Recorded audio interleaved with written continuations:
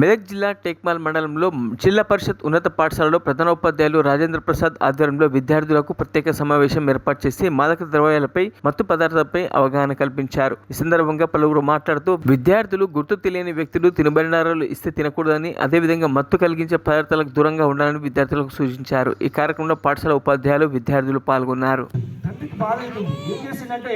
ఆ పాపను తీసుకొచ్చి ఇంట్లో పెట్టేసేసి టీవీలు అన్ని పగలగొట్టేసింది. ఆ పాప నాకు ఆ చాక్లెట్ కావాలి డాడీ, నాకు అది కావాలి అని చెప్తే ఆ తండ్రి ఏం చేసిందంటే ఒక రూమ్ వేసి తలుపు పెట్టేసేసాడు.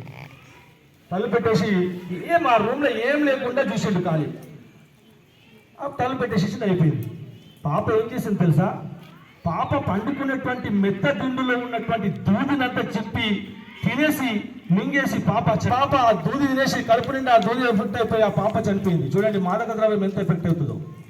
యాక్చువల్గా గవర్నమెంట్ అనేటువంటిది డ్రగ్ మనము అందరం తీసుకుంటాం, ప్రతి ఒక్కరం తీసుకుంటాం. దేంట్లో తీసుకుంటాం అంటే టానిక్లలో, మెడిసిన్లలో తీసుకుంటాం. ఎందుకు?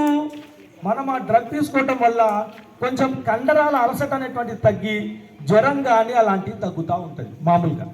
కానీ ఎప్పుడైతే ఈ యొక్క డ్రగ్ పర్సెంటేజ్ ఎక్కువ తీసుకుంటే ఏమైపోతుందంటే ఈ సెరిబ్రల్ కార్టెక్స్కు ఎఫెక్ట్ అయిపోయి అలవాటు పడిపోయి రోజు ఆ డ్రగ్ తీసుకోవడానికి ప్రయత్నం చేస్తూ ఉంటారు.